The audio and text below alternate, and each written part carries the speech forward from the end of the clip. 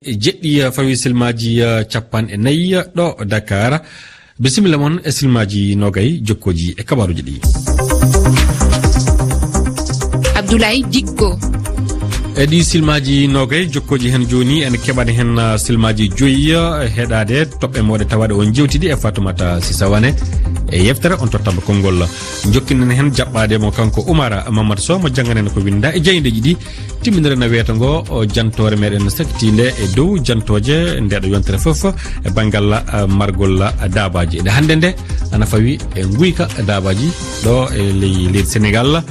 e hertanade e ley hono ngal diwal ɗum woni e dow kerol tan mbiyeten hakkude e Sénégal kane e Mauritanie diwal Dagana. Fadde ɗe toɓɓe noon bisimilla moon e yeftere coftal ɓalli. Coftal ɓalli. E yeftere coftal ɓalli Oumar Mamadou Sow. Ko nam Abdoulaye Dikko. A salminama. A salmitama en calmini dendagal heeɗiɓe RFI Fulfulde kala. Bisimilla kabaruji yeftere coftal ɓalli en poɗɗiran kanko ɗum woni yettogol Lionel Messi Amérique. Ko noon yettogol oɗo ɓiɗɗo Argentine toon to MLS wayli ko heewi e toon nde tawno garal makko waɗi moƴƴereji mawɗi nultiniraɗo men toon ceerno Modumba na artana en hen. Ha e talata hari Inter Miami hino mari million goto e temeɗɗe jeeɗiɗi windiɓe ka Instagram mum e alarba kikiɗe yamɗi ɗiɗi caggal ka bar Messi on hari ɓe timmi millionnaji ɗiɗi e temeɗɗe jowi. Tikeji ndarugol Inter Miami hari no yeyede gila 29 kalisi dollar fewndo ɗo coggu ɓurɗo jasude on ko temeɗɗe 469 dollar. Argol Messi ka Major League folotiro fukko koyngal mawɗo Ameriki hino waɗi ngalaw mawɗo wondude e welo ardiɗo falde Miami Dade windi ka Twitter makko bienvenido Lionel Messi. Ɗum hino firi ko tolima Lionel Messi e luka espagnolre. Fijoɓe basket wono Kevin Durant ma Giannis Antetokounmpo iwdi nigerianajo andini ka Twitter weltare maɓɓe e argol Messi. Ceerno Modumba New York RFI. Ceerno Modumba jarama Abdoulaye Dikko ɓeyden hen seeɗa tan e mayɗo ndeɗo yontere kawral timmode Ligue des Champions ina fada ko hakkude Manchester City diɗɗal ngal Angleterre e Inter Milan ngal Italie ko kawral mawgal jogol ngal wadde asewere janggo sango yamde 19 so hiɓɓi. A jarama. ɗo joni en keɗoto toɓɓe mawɗe tawaɗe on jewtidi e Fatoumata Sisawane e yeftere moɗon on tottama konngol ko wanno hakkude altinere e alkamsare kengen. Ka ñoggangol on toɓɓe yewtaɗe ka taskaram on tottama konngol e nder nde yontere e altine on feññinanimen no ñawirɗon ɗi fitinaji waɗuɗi Sénégal yontere faltinde nde e pehanade ɓamede ngam jam tabita e nder leydi ndi. Haruna Sow Côte d'Ivoire Sénégal firnaji keska toon e balɗe ɓenndude e ɗum noon ko hunde meeɗa wadde e leydi he e dow ɗum noon lunnogo ne tuuma laamu ngu konde tuuma lundo ko kañum saabi ɗiɗo firnaji kono min kam so tawi mi namdam addi ɗum ɗo fof ko Ousmane Sonko wasde gollirde haqqille waɗirde jam o tawi noon jomumen justice wayilu ko waɗi ko walla ma ittu ko waɗi ko ɗum ko jumre eɗen gandi kam justice o ñaawi hunde hay goto wa ittude alay saago Ousmane Sonko jaɓa ko fawa e dow makko o jaɓa sohoyede opposant sohede wona e makko fuɗɗi wona kadi e makko haaɗata. Wonde so Dakar probléme gonɗo Sénégal en fof ko Sonko waɗi ɗum kala ɓeɗo Macky Sall toñi Macky Sall Macky waɗani wi'ani yimɓe yoɓe kalat ko woni Sonko kay noddi sukaɓe noddi saysa yoɓe noddi fof en jalte kaɓe ɗen jalte mbaɗen gatsa goto fof nani haala Sonko gila idane ha ɗo tulni ham Sonko feera ngaɓa konngol jam a nder Sénégal ɗum goto ɓen ɗum andi ba sohli lesdi noon a haalat jam jaaha jam mbaɗa jam ɓe mbiye ko baggude laamoɗa ɓuuri warde laamoɗa. Ko honno yirɗon ngal pellital Karim Benzema ko faati e iwugol mo Real Madrid. Ba Ousmane Seyban Côte d'Ivoire Karim Benzema fijowo to diɗɗal Real Madrid felliti iwdi toon e Arabie Saoudite enen kam ɗum bettani en nde tawno mo dañi foof e Real Madrid kanko en capitaine e o kadi o heeɓi jeenari ene dartede o dañi toonete gila e jeenari ndendadi ha tan kadi keeridi ko wayno ten mictini hitande ɓennude kanko woni Ballon d'Or eɗen gandi kam ko foggoya tan nayum Arabie Saoudite kono wona inde kam sago inde kam ga ɓuuri jogade inde walla fijoji kadi joɗɗi kadi ko ga ɓuuri wonde kono Arabie Saoudite en hande kadi jiɓɓi ande naate futo ina cooda kadi jouruji mawɗi e wonno kadi eɓe jogui ngaalu muɗum fati toon he Benzema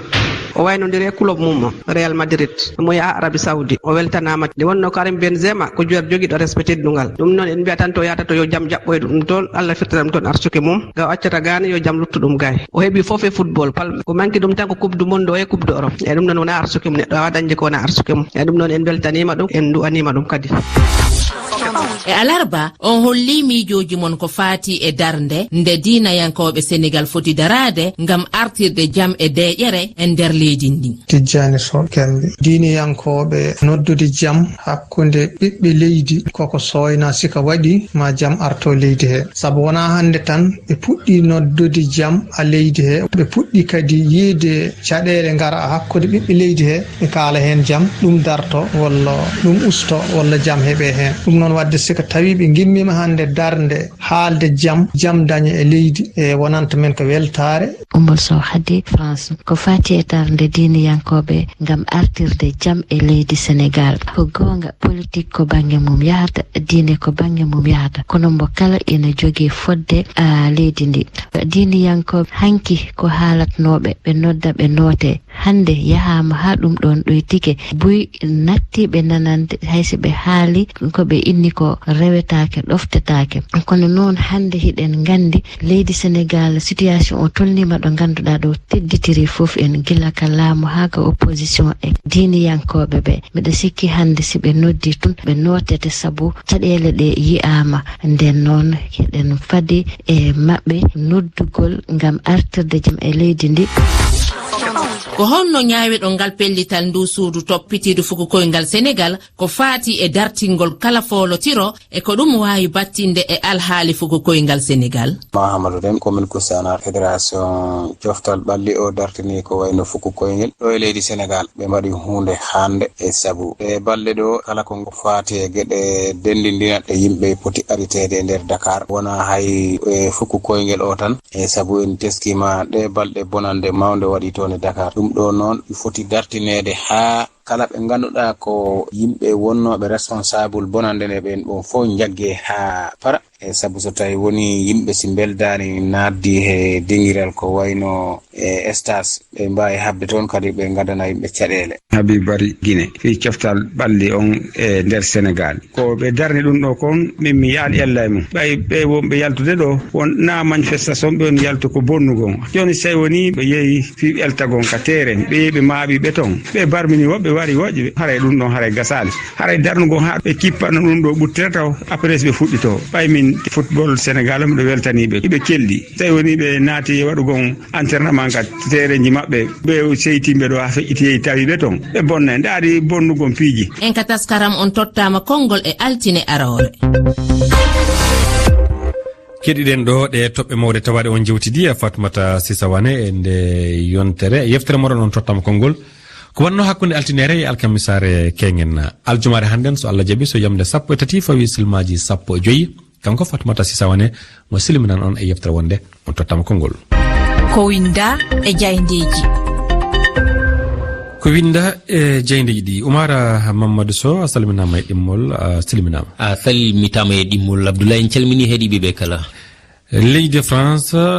noddi Macky Sall tinno pati tewta mandat tataɓo ko noon jayde Jeune Afrique wi en musidɓe men jeyndiyankoɓe ɓe ko li wondi ko ñande Allah teƴƴaɓiɗo hoorejo France Emmanuel Macron noddi Macky Sall e téléphone o wimo tan ko wondi France ina heeɓi e walludembo jaggoranamo no hannirta ni so tawi o felliti huccande goɗɗum walla faade e leydi wondi.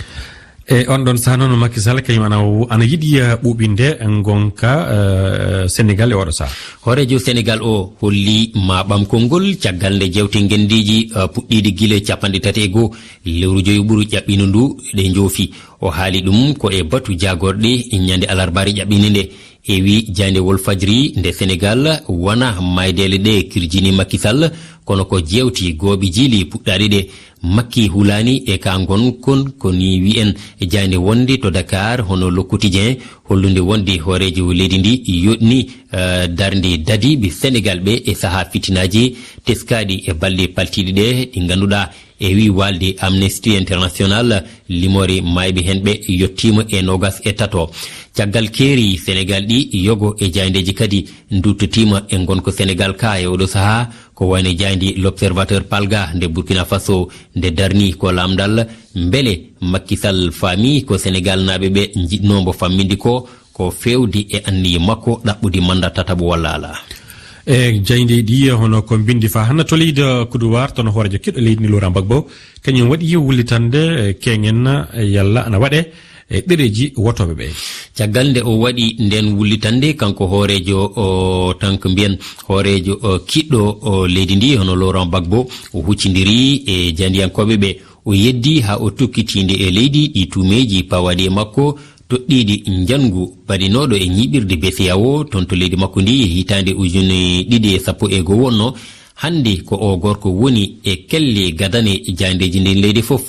jande Jeune Afrique to bangi mum wi en ko ngol woni gulet ko ombo haala e nden toɓɓeri o yetti e mbiyen o ƴetti kadi e yiddi kam e sehilaɓe makko ɓe o yetti no feewi ngam o wi ina tengti noon e ɓeɗo sukaɓe waɓɓe gullitanɗe 350 ɗum ko ngam ombo watte e ɗereji e wotoɓe ɗi o holliɓe ko hande o ɓuri darade kam e fellitande e leydi ndi saabu gilli makko e Côte d'Ivoire jogi tan koɗo fuɗɗi kono ala ɗo haali wonande wakkati sera ina laaɓi Laurent Gbagbo jarowo hande e duuɓi 78 yiɗi tan ko waade yiɗa tan mbiyen waade no natal ni e yaadu o Côte d'Ivoire ndi o laamino cifturen haqqe duuɓi 16 ɗum ko hitande 2000 jaggi 2011 o yiɗa tan joñaade o woppa sukaɓe makko ɓe e dingiral ngal ganduɗa pelɓodiral hakkunde laamu ngu e lundiɓe ɓe ina jawsi ko haalay sago mbiyen o adda ballal makko e hare nde o jaɓata ngal ɗo kartal boɗowal ngal o honga sabu basimo ina wi o wi ko o waɗani ko o tuma ko wakkati sera wi ko hay VAR o ina rokkimo gonga a jarama laawol gandal e neydi ummuba heɗiyankoɓe RFI fulfulde on salminama oɗo taskaram me ñande 9 lewru 6 hitande 2023 en yewtay fi janguinoɓe waɗayɓe politique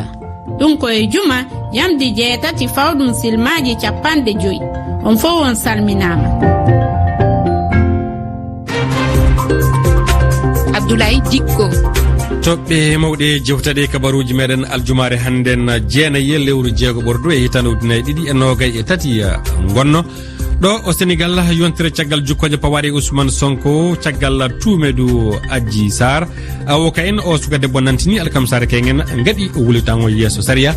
ñawore nde e fillite e bangal saria fa hana to leydi Guinée saria yoga e hooreɓe dental FNDC fuɗɗi kengen dixin eɓe tuuma bonnude jawle e sawade barmugol yimɓe e tawdede e majireji ɗi jamiraka kamɓe noon eɓe jeddi e tuume to leydi Guinée Bissau lundiɓe laamu keeɓi kaw e suɓogoji deptene gaɗɗi alan jaɓɓiɗo ni wonno wi gollirde halfinane lalilal suɓogoy ɗi alkamisare e kengen kanko hoorejo Guinée Bissau Oumaro Sissoko e Mballo mo holliti wiide so selli kaw lundiɓe woni ko keeɓi neɗɗo kala moɓe cuɓi on ɗon woni mo kanko ɗum o suɓoto laato hoorejo jagorde e leydi ndi.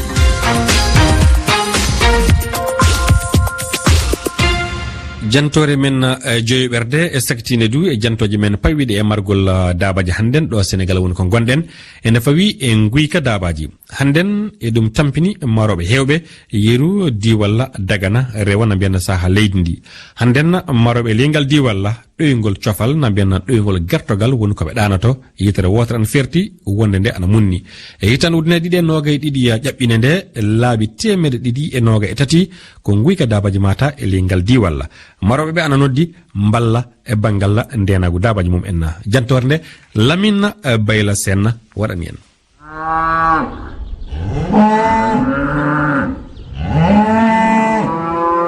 Guyka jawdi ene yaaji hande e nder département mo Dagana e nder hitande ujunnaje 2022 fodde 223 wullango yettima poste vétérinaire gondo do e Richard Toll hitande ujunnaje 2023 capannayyi e ɗiɗi wullango heeɓi ɗum omo ganda woni Ndama Thiam chef de poste vétérinaire mo Richard Toll. Man maa ngi fi ñëw depuis 2019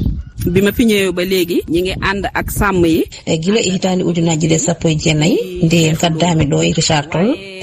ha e oɗo saaha min meeɗa joɗade lewru walla yontere taw min tintinaka guyka jawdi kadi ha hande e ɗum ɓeydiya so tawi ɗum yerodirama e tongode e hitande ujunaji 2022 min keeɓi winditade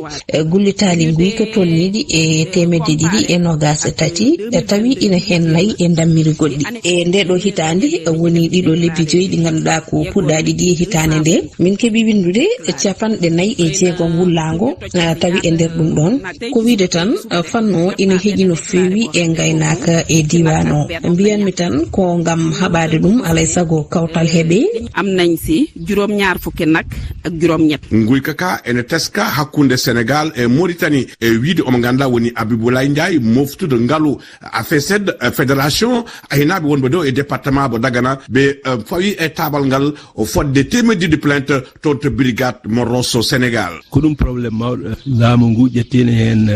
gueɗe waɗino ɗum criminalisé wonteno comme genre war hoore surtout guyka woli ganduɗa ko kaake gurnaɗe famille aji ɗum waɗa criminalisé e nder hen noon ina wawi nen hande ɗum ɓuuri boom heew hande goyka ɓuuri yaaj sibo ko goyka mbat ko organisé saa ko wujjoɓeɓe ko waɗɓe organisé ko hirsoɓe yeeyoɓe foof ndendat ɗum taki hay nokku département Dagana oɗo taki goyka ɓuuri wonde probléme ko ɗum goyka naworko lesɗele ɗiɗi sa ko ɗum vol transfrontalier nawori lesɗele ɗe ko ay way noon haalanoma hen ha plainte uji ɓuuri 200 plainte dépose noma hen toon to Sénégal to batte goyka e nder département he Paté Badjo ko nokku jeeyade e nder commune mo mban ɗon aynaɓe so lillima danata ko saabi ɗum wuyɓe ene tampiniɓe no feewi omo ganduɗa woni Abdoul Ndouña Ba kanko woni chef de village mo Paté Badjo ɗiɗo bayli mbima bayli denɗam ɓuggel ngal gujja 92 tasa ha boni ɓurtel keccel gotel heddi sona ko watno arasma dañci hen jobdi ko dañci hen to siko watno ko arasma haɓɓe ɓen kappi soken dañata dar min juruma ɗum min mbaɗi arasma pour ɓe jooɓa bayli ɗi temedere mbawlu ɓe jooɓa ɗum jooɓa temedere mbawlu ɓe jooɓa feere temedere koɓe yimɓe naayi laamu ngu min kaali hen wonande ko ɓaydi amen ko min kaalni gendarmerie Dagana min kaalni omblice min kaalni tribunal min kaalni police pour sécurité wawa yaha jamma comme rondaji ni sen jaaha jamma kawra coggo nayi kala ko tefa naati Dagana walla tefa heeɓi godron kam majji ñasante e nder commune mo mban hakkude mum e Richard Toll ko 33 kilométre luumo mawɗo en waɗa ɗon allarba kala ɓe mahi ɗon ganda daral mawɗo Amadou Bathily kay ardi daral mo ñasante eɓe daɗi kadi haɓade guyka ka ɗum taki eɗen cetta Allah ko ngal udditi ko e joni mbeɗa yakor ko gotol neɗɗo aduna ɗon nayyi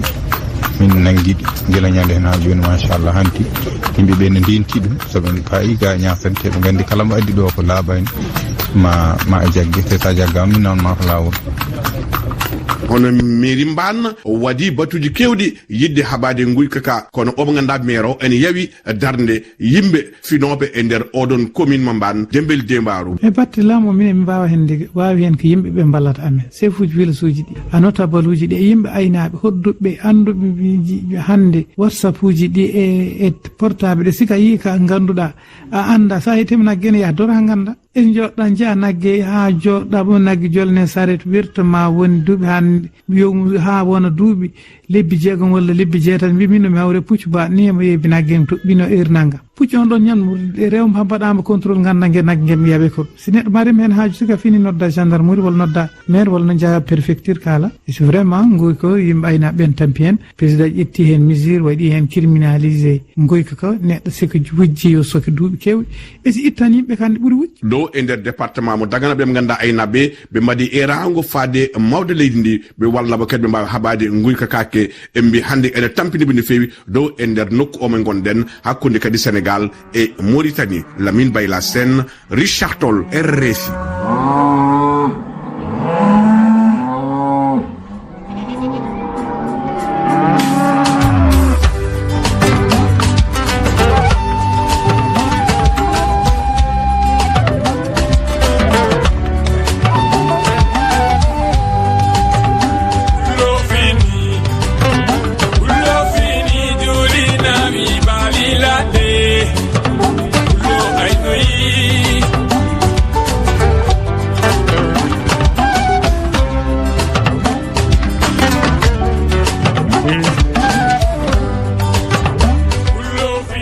e non pullo fini pullo waynoyi ɗum ka wona Saliou Diawde kanko mo fini fuɗɗo o fayi na wona noon Diawdia golle ɗe peewi ngol jimol fawi nde ɗo jantore mawnede Lamine Bayla Sen waɗani en ko fawi e nguhika dabaji yo Allah ren no mbawɗen wiide golle ɗe peewi enen ɗo silma capantati e kabaruji goɗɗi